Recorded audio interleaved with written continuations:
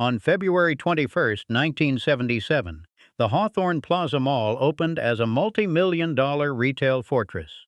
Spanning 35 acres with 800,000 square feet of floor space and over 130 stores, its gleaming corridors welcome tens of thousands of California shoppers every single day.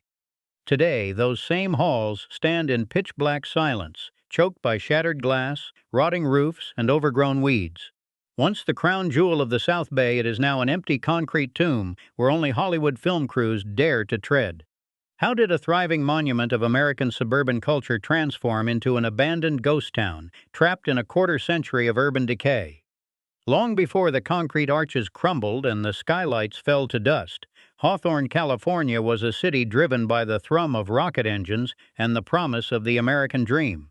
If you walked along Hawthorne Boulevard in the late 1960s, you would not see a towering shopping mall.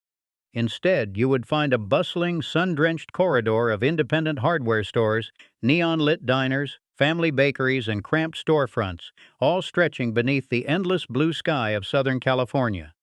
The air smelled of aviation fuel, fresh asphalt, and sea salt blowing in from the Pacific Ocean just 5 miles to the west. This was the South Bay region of Los Angeles County, an industrial heartbeat powering the United States of America through the Cold War and the space race. During the 1960s and early 1970s, Hawthorne proudly called itself the aerospace capital of the world. Giant industrial plants operated by the Northrop Corporation, Rockwell International, and the Mattel Toy Company lined the nearby boulevards. Tens of thousands of skilled machinists, aerospace engineers, draftspeople, and assembly line workers clocked in every morning, helping build the fighter jets, satellites, and moon rockets that defined an era. They were young, hard-working middle-class families who bought modest ranch-style homes in neighborhoods like Holly Park and Bodger Park. They drove American-made sedans, raised children in the golden California sun, and carried wallets filled with steady paychecks. Yet, despite its economic muscle, the city of Hawthorne lacked a true heart. As suburban sprawl transformed Southern California, the way Americans lived, gathered, and spent their money was shifting dramatically. The traditional downtown Main Street, with its scattered open-air shops, meter parking, and exposed sidewalks, was quickly becoming obsolete. Families no longer wanted to park on a hot street and walk from store to store under the scorching summer heat or sudden winter rains. They wanted comfort, convenience, and modern luxury. They wanted an indoor sanctuary where shopping was not a chore, but an experience. Worse still, for local civic leaders, Hawthorne was losing precious tax revenue to its neighbors. Just a few miles to the south, cities like Torrance and Redondo Beach were developing massive commercial centers that drew shoppers away from Hawthorne. Every dollar a local aerospace worker spent at a competitor department store in another town was a dollar lost to the Hawthorne municipal budget. City officials knew that if they did not act decisively, their proud working-class community would slowly wither into a sleepy bedroom suburb bypassed by progress. In the autumn of 1969, the Hawthorne City Council took a bold step that would alter the landscape of the city forever. They officially approved the Hawthorne Plaza redevelopment project, declaring a 35-acre plot of aging commercial properties along Hawthorne Boulevard as a redevelopment zone. The plan was ambitious, expensive, and transformative. The city intended to condemn dozens of old storefronts, clear the land, and build a state-of-the-art regional shopping mall paired with high-rise office buildings and structured parking garages. To realize this grand vision, the city partnered with Ernest W. Hahn Incorporated, one of the most respected shopping center developers in the nation, along with the architectural firm Charles Kober Associates. Ernest Hahn was a pioneer who understood the psychology of suburban America better than almost anyone. He recognized that a successful mall was more than just a cluster of stores under one roof. It was a climate-controlled town square, a safe haven where suburban families could stroll past polished window displays, dine at family restaurants, and feel connected to the modern world. For the small business owners along Hawthorne Boulevard, the announcement brought mixed emotions. Some welcomed the promise of economic revitalization, while others watched anxiously as bulldozers arrived to tear down the buildings where they had earned their livelihoods for decades. Local residents watched the wooden hoardings go up with mounting anticipation. High school students speculated about the new clothing shops that would arrive, while young mothers looked forward to strolling through air-conditioned hallways with their baby carriages. By early 1974, heavy construction equipment rolled onto the cleared 35-acre site.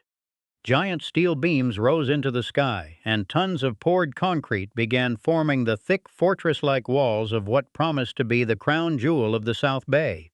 The stage was set for a monument that would define the city for a generation. But as the architects laid out their blueprints and developers secured multi-million-dollar commitments from major national retailers, no one could have predicted the sheer scale of the spectacle that was about to unfold on opening day.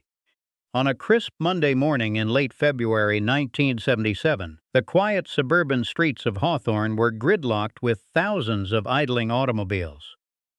Local police officers in crisp khaki uniforms waved flashlight batons, directing traffic toward the brand-new four-story concrete parking structures lining Hawthorne Boulevard. People had been lining up along the perimeter fences since dawn, wrapped in light jackets against the cool Pacific breeze. They had come to witness the birth of a dream 3 years in the making, an $80 million gamble that promised to redefine life in the South Bay. When the ribbon was cut on February 21, 1977, the gates opened to reveal a cathedral of modern commerce. The air inside smelled intoxicatingly new, a blend of fresh paint, plush carpet, polished brass, and tropical indoor foliage. Sunlight poured through massive tinted skylights overhead, illuminating a multi-level indoor mall that spanned nearly 800,000 square feet. The Hawthorne High School marching band played lively tunes near the central court, their brass instruments echoing off high concrete walls, while a local Boy Scout color guard stood at attention near the grand staircase. Standing at the center of it all was Ernest W. Hahn, the visionary developer who had spent decades convincing small-town mayors that enclosed shopping malls were the future of suburban America. Beside him stood city officials, corporate executives from Carter Hawley Hale Properties Incorporated, and even the mall's official mascot, a friendly costumed character named Nate Hawthorne, who handed out balloons and commemorative pins to wide-eyed children. For a blue-collar aerospace town that had spent years in the economic shadows of neighboring cities, this was a moment of supreme civic pride. Architecturally, the Hawthorne Plaza Mall was a masterpiece of mid-70s design created by the renowned firm Charles Kober Associates. Built in the late brutalist style popular at the time, its exterior was a fortress of textured earth-tone concrete, designed to shield shoppers from the noise and heat of the surrounding urban grid. Inside, however, the structure felt open, airy, and endless. Wide pedestrian walkways stretched across 2 levels, connected by sweeping carpeted ramps, chrome-railed staircases, and glass-walled elevators. Concrete fountains bubbled in the main courtyard, surrounded by terrace planter boxes overflowing with ficus trees and leafy ferns. At each end of the vast complex stood 3 massive department store anchors, representing the heavyweights of American retailing. To the north sat the Broadway, a 4-story regional institution spanning nearly 160,000 square feet, offering high-end fashion, fine jewelry, and upscale furniture. To the south stood Montgomery Ward, a trusted 90-year-old brand featuring electronics, hardware, and automotive supplies. Anchoring the central wing was J.C. Penney, a sprawling 168,000 square foot store catering to middle-class families with durable clothing and household goods. Between these retail giants nested over 130 specialty stores, boutiques, and eateries. There were record shops with racks of vinyl LPs, shoe stores showcasing platform boots, tailor shops, candy stores, and jewelers with gleaming glass cases. On opening day, store managers stood near their entrances wearing suits and corsages, warmly greeting the thousands of shoppers who flooded the corridors. Families marveled at the sheer convenience of having everything they could ever desire under a single climate-controlled roof. For the residents of Hawthorne, the mall was more than just a place to buy trousers or appliances. It represented a physical manifestation of prosperity and progress. Working-class parents walked proudly alongside their teenage children, pointing out the elegant window displays and realizing that they no longer had to drive miles out of their way to experience luxury. The city had finally built a downtown, one that was safe, clean, and completely protected from the elements. As the sun set over the Pacific that evening, the neon signs of Hawthorne Plaza illuminated the dark California sky, casting a warm glow over a parking lot packed with nearly 5,000 cars. Cash registers had been ringing nonstop for 12 hours, and municipal leaders toasted to what they believed would be decades of guaranteed tax revenue. The dream had officially become a reality, and for the next several years, Hawthorne Plaza would reign supreme as the beating heart of the community. But as the initial excitement settled into daily routine, the mall would transform into something even more profound than its creators had ever imagined. By the turn of the 1980s, Hawthorne Plaza was no longer just a shiny new attraction. It had become the indisputable center of gravity for the entire South Bay. On any given Saturday afternoon, the sprawling multi-level parking structures held thousands of cars, their windshields gleaming in the bright Southern California sun. Inside, the climate-controlled corridors buzzed with a continuous, rhythmic hum of human activity. An estimated 5 million visitors pass through its glass doors every year, generating tens of millions of dollars in retail sales and pouring crucial tax revenue into the municipal coffers of Hawthorne. During these peak years, the mall functioned as the de facto town square that the city had lacked for half a century. It was a self-contained ecosystem, where every generation found a place. In the quiet morning hours before the retail stores opened, senior citizens in comfortable walking shoes marched through the polished halls, doing their daily laps around the indoor perimeter while chatting with neighbors. By mid-afternoon, mothers with baby strollers congregated near the central fountains, enjoying coffee while their toddlers watched goldfish swim in the artificial basins. When the school bell rang at 3 o'clock, the mall transformed into a vibrant cultural staging ground for the youth of the South Bay. High school teenagers from Hawthorne High, Lusinger High, and Lawndale High flooded the upper-level walkways. They wore denim jackets, graphic T-shirts, and high-top sneakers, carrying heavy backpacks slung over one shoulder. For this suburban generation, the mall offered something unprecedented: a safe, supervised realm of freedom away from the watchful eyes of parents and teachers. They gathered outside record shops to browse cassette tapes, played video games in dimly lit arcades, and spent hours flirting near the central escalators. For local families, the calendar year was measured by the seasonal rhythms of Hawthorne Plaza. August brought the frantic energy of back-to-school shopping, as parents guided children through J.C. Penney and Montgomery Ward to pick out new school clothes, notebooks, and sturdy shoes. October brought costume parades and trick-or-treating along the store aisles, but nothing compared to the magic of December.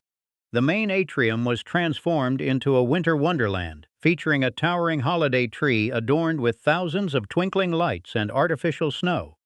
Lines of excited children stretched around the fountain, waiting patiently for their turn to sit on Santa Claus's lap and whisper their Christmas wishes.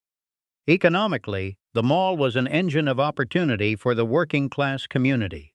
It served as the primary launching pad for thousands of young people entering the workforce for the very first time.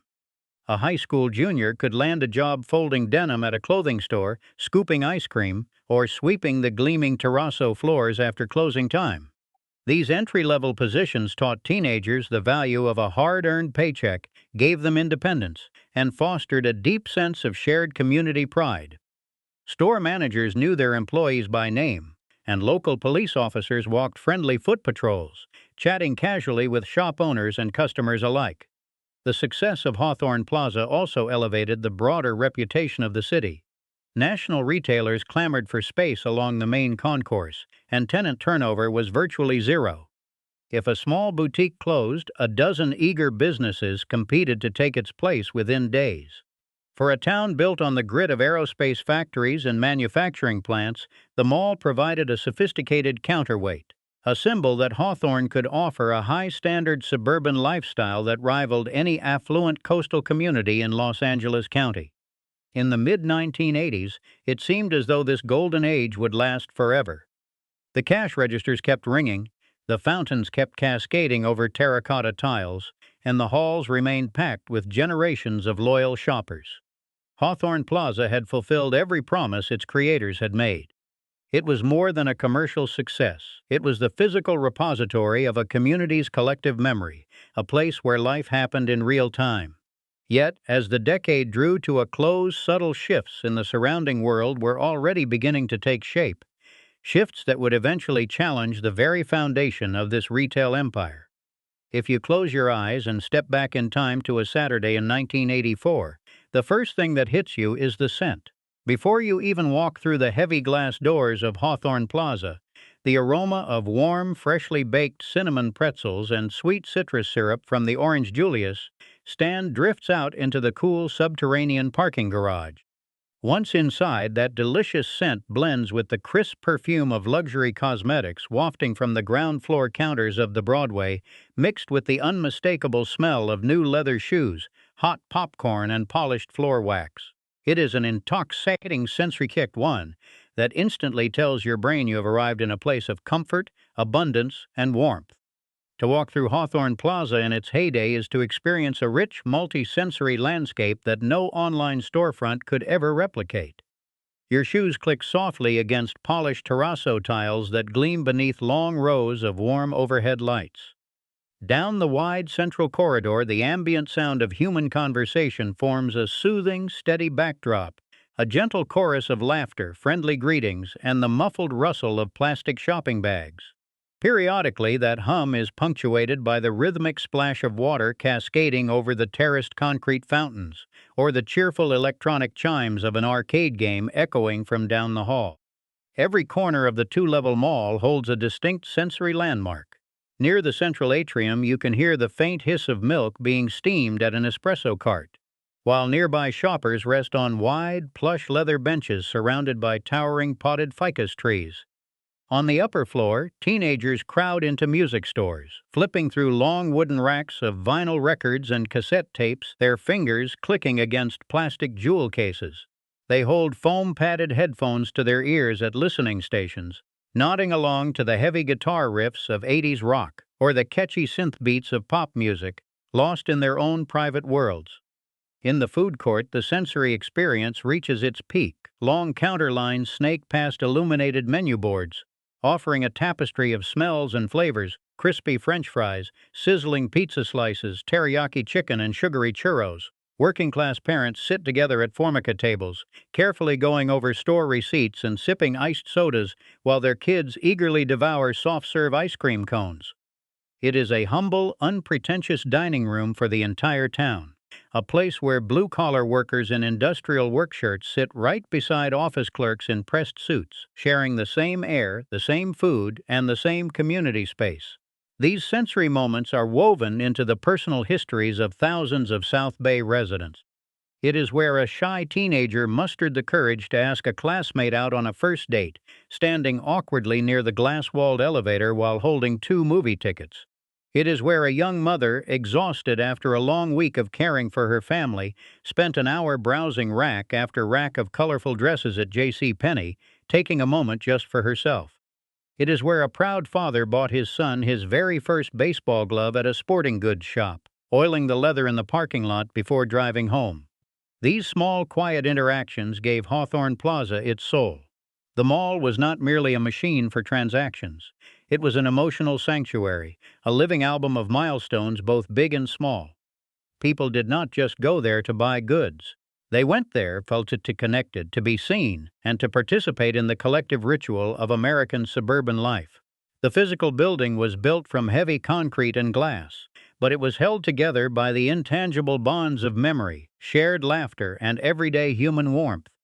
For nearly 15 years, these sensory rituals repeated themselves day after day, creating an illusion of permanence. Shoppers assumed that this vibrant world would always be here, that the fountains would never stop flowing, and that the neon lights would never fade. But just as the community settled into the comforting predictability of mall life, subtle tremors were beginning to shake the economic foundation beneath their feet. Tremors that would soon turn these cherished memories into painful relics of a lost era. The first sign that something was wrong did not come from an empty storefront or a financial report. It came in the form of a sharp, terrifying noise echoing through the central concourse. In 1979, just 2 years after its grand opening, two separate shooting incidents erupted inside Hawthorne Plaza. While the physical damage was minimal, the psychological blow to the community was profound. For the first time, local families who viewed the indoor mall as a safe, pristine sanctuary began to wonder if the urban troubles of greater Los Angeles were quietly creeping through the glass doors. By the late 1980s and early 1990s, broader macroeconomic forces began to batter the city of Hawthorne with relentless force. The winding down of the Cold War triggered massive cutbacks in national defense spending, devastating Southern California's aerospace industry. Nearby industrial plants operated by the Northrop Corporation and Rockwell International laid off tens of thousands of skilled workers. Almost overnight, the prosperous middle-class families who formed the backbone of Hawthorne Plaza's customer base found themselves without paychecks. Many packed up their homes and moved away, accelerating demographic shifts and reducing the purchasing power of the surrounding neighborhoods.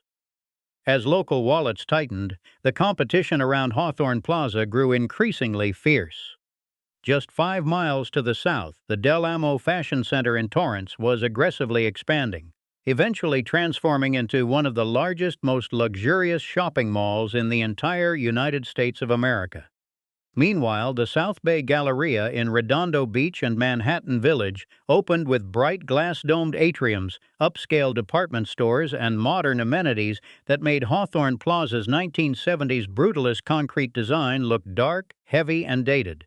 Wealthier shoppers bypassed Hawthorne altogether, heading toward the newer, glitzier retail palaces along the coast. Then came the spring of 1992.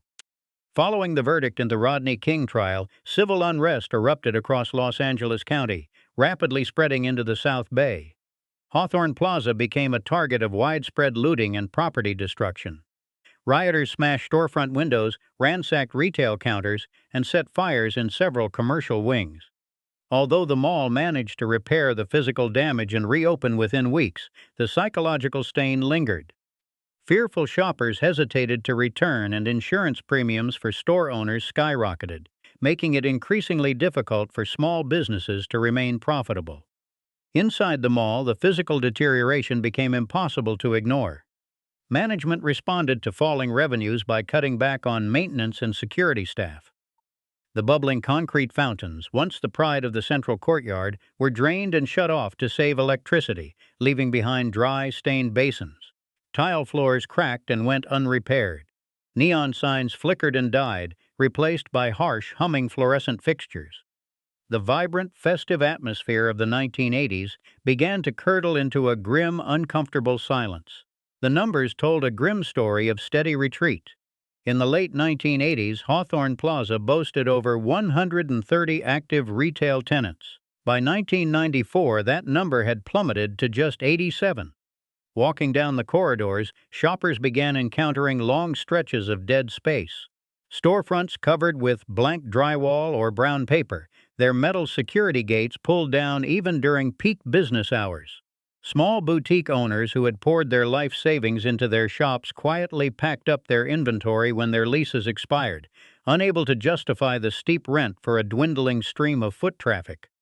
The fatal blow arrived in the mid-1990s through corporate restructuring far beyond Hawthorne's control. In 1995, Federated Department Stores acquired Carter Hawley Hale, the parent company of the Broadway. Shortly after the takeover, the corporate owners downgraded the flagship Hawthorne store into a Macy's clearance center, liquidating excess inventory at rock-bottom prices.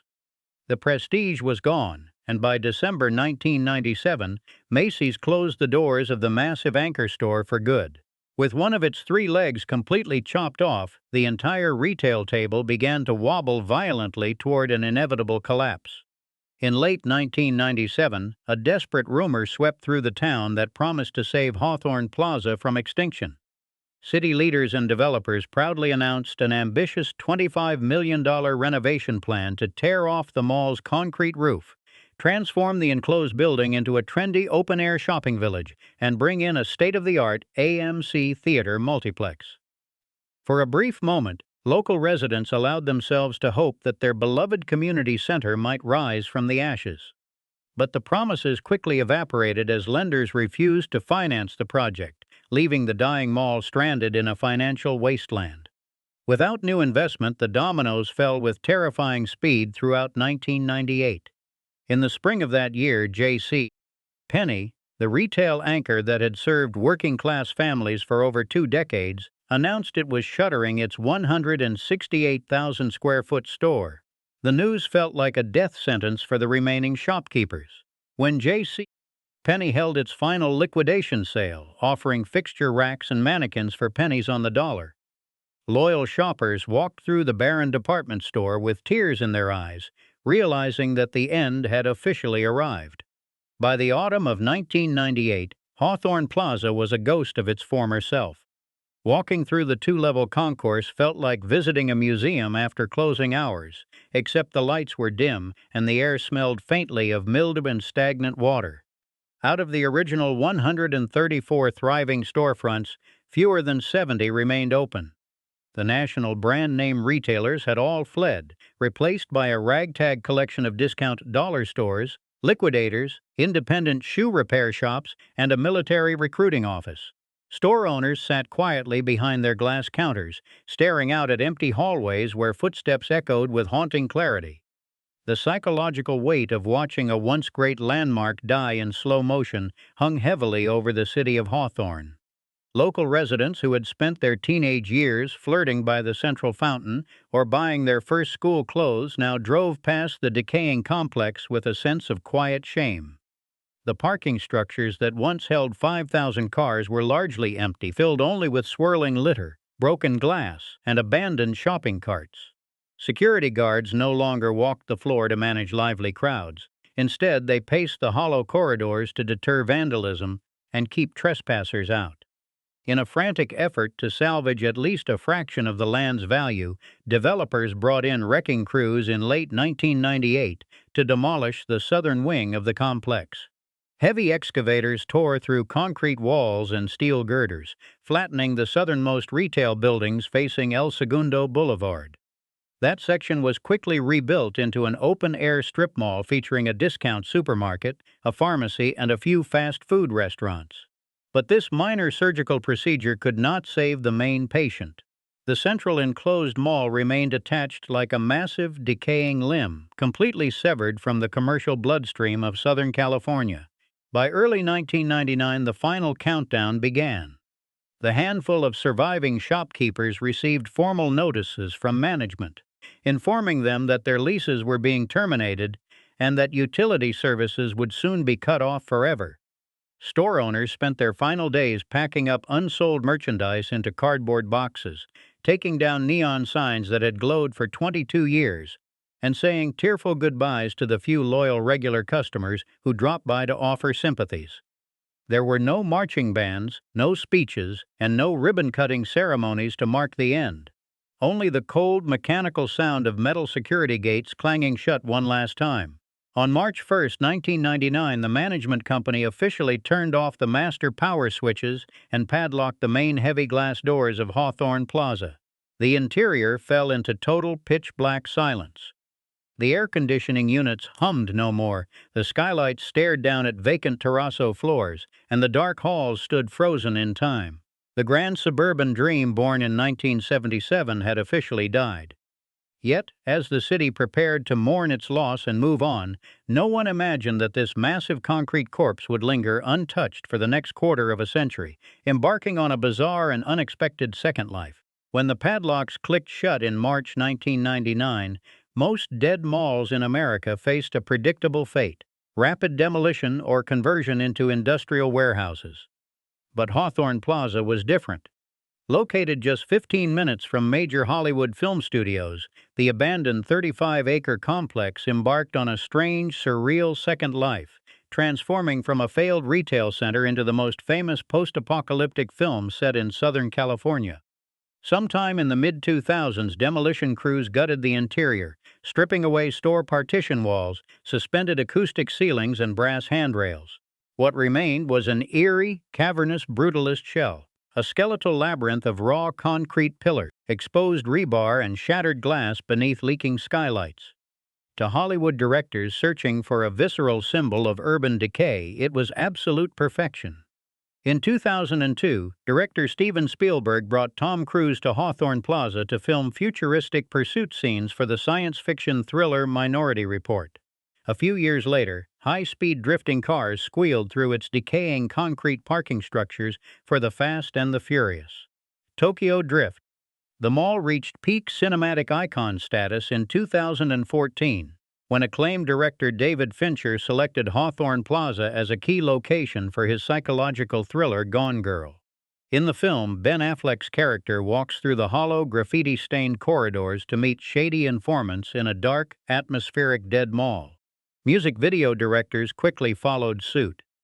Superstar artists including Taylor Swift, Beyoncé, Drake, and Travis Scott filmed high-budget music videos inside its overgrown, water-damaged concourse, using the ruin as a striking backdrop for themes of isolation, rebellion, and fame. Beyond the bright lights of Hollywood camera crews, Hawthorne Plaza became a sacred pilgrimage site for a new internet subculture: urban explorers and dead mall enthusiasts.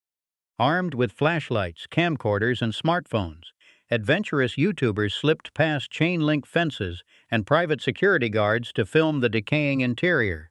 Millions of viewers across the globe watched online as explorers walked past moss-covered escalators, flooded basements, and forgotten store receipts lying on dusty floors. To a younger generation who had grown up shopping online, the ruined mall was an enchanting, mysterious monument from an ancient era of physical commerce. Yet, for the residents of Hawthorne, the mall's second life as a Hollywood darling offered little comfort. To the local community, the sprawling complex was not a cool filming location. It was a blighted, dangerous eyesore that occupied prime real estate in the heart of their city. The abandoned parking garages became improvised storage yards for hundreds of electric Tesla automobiles, while homeless encampments sheltered beneath rusted loading docks. In January 2022, a severe arson fire broke out inside a makeshift campsite, scorching the historic entrance of the former Broadway department store and sending plumes of black smoke pouring over the South Bay. Behind the scenes, the property was tangled in a web of broken promises, corporate greed, and high-level political corruption. Over 25 years, various owners announced grand redevelopment plans, promising luxury apartments, open-air farmers markets, and tech office parks, only for every single project to stall and collapse. The scandal reached a breaking point in December 2022, when prominent Beverly Hills real estate developer Armen Ghabai was sentenced to 4 years in federal prison. Federal prosecutors proved that Ghabai had paid tens of thousands of dollars in illegal bribes to a Los Angeles County official in a corrupt scheme to secure lucrative government leases for the abandoned mall property. After a quarter-century of frustration, municipal leaders finally ran out of patience. In September 2025, the city of Hawthorne successfully secured a landmark court injunction against the property's owners. The legal order delivered a strict, legally binding ultimatum. The owners must either present an approved redevelopment plan and break ground, or completely demolish the zombie mall by August 2026. After 27 years of standing silent in the California sun, the clock is finally running out on Hollywood's favorite ruin. When we look at the hollow, graffiti-stained concrete arches of Hawthorne Plaza today, it is tempting to offer a simple, convenient explanation for its demise. We like to tell ourselves that the internet killed the shopping mall, that Amazon, smartphones, and the convenience of digital delivery wiped out these physical cathedrals of retail. But the historical truth is far more complex and far more revealing. Hawthorne Plaza closed its doors in 1999. Years before online shopping became a dominant force in American life. Its fall was not caused by digital algorithms, but by the raw, complicated realities of 20th century American history: industrial decline, aerospace layoffs, racial segregation, corporate consolidation, and municipal greed. The story of Hawthorne Plaza is ultimately a cautionary tale about how American society builds, commodifies, and abandons its shared public spaces. In the middle of the 20th century, as suburban sprawl pushed millions of families away from traditional urban centers, private developers invented the enclosed shopping mall to serve as a synthetic town square. For 3 decades, these climate controlled structures performed that role with remarkable success. They became the living rooms of suburban America, places where teenagers discovered independence, where families celebrated seasonal rituals, and where senior citizens found daily companionship. Yet there was an inherent flaw at the very foundation of the suburban mall concept. Unlike a true civic town square, which belongs to the public and is preserved for the common good, the shopping mall was always a private, profit-driven enterprise. The fountains, the tropical plants, the plush leather benches, and the festive holiday trees existed only so long as cash registers kept ringing. The moment corporate balance sheets turned red and investment capital migrated toward wealthier coastal enclaves, the private owners packed up their profits and walked away, leaving a working-class community to inherit a 35-acre scar of decaying concrete. There is a dark, inescapable irony in how Hollywood embraced Hawthorne Plaza in its final quarter-century. For 27 years, movie directors, pop stars, and fashion photographers extracted millions of dollars in entertainment value from the mall's ruin, turning urban decay into a stylish aesthetic for global audiences. Millions of moviegoers watched superheroes and movie stars run through its shattered halls, marveling at the post-apocalyptic atmosphere. But for the working-class families living just across Hawthorne Boulevard, the ruin was not a cinematic fantasy. It was a daily reminder of systemic neglect, political corruption, and a community left behind by the very economy it had helped build. As wrecking cranes prepare to finally level the skeletal remains of Hawthorne Plaza by August 2026, a profound question lingers over the South Bay and across thousands of suburban communities facing similar fates. What do we owe to the physical spaces that once held our lives together? When we demolish a dead mall to build apartment towers, distribution warehouses, or public parks, we are not merely clearing away old concrete and steel. We are erasing the physical stage where millions of ordinary human stories unfolded, where first loves were declared, where first paychecks were earned, and where a generation learned what it felt like to belong to a community. Concrete, after all, is temporary. Skylights shatter, neon signs burn out, and real estate developers eventually fade into history books or prison records. But the intangible memories forged within those walls remain curiously indestructible. Long after the last truck hauls away the final crushed stone from Hawthorne Boulevard, those who lived through the Golden Age will still remember the cooling mist of the concrete fountains on a hot July afternoon, the sweet aroma of roasted coffee and warm pretzels drifting through the atrium, and the warm golden light spilling from department store windows onto thousands of smiling faces. The story of Hawthorne Plaza reminds us that spaces do not derive their true value from marble tiles or corporate logos. They matter because of the human connections that take place inside them. As we march forward into an increasingly digital, isolated world, we must ask ourselves where our future town squares will be built, and whether we will treat them as temporary investments to be discarded or as sacred sanctuaries worth preserving. Because in the end, a city is not defined by the height of its buildings or the size of its shopping centers, but by the care it bestows upon the places where its people come together to share their lives.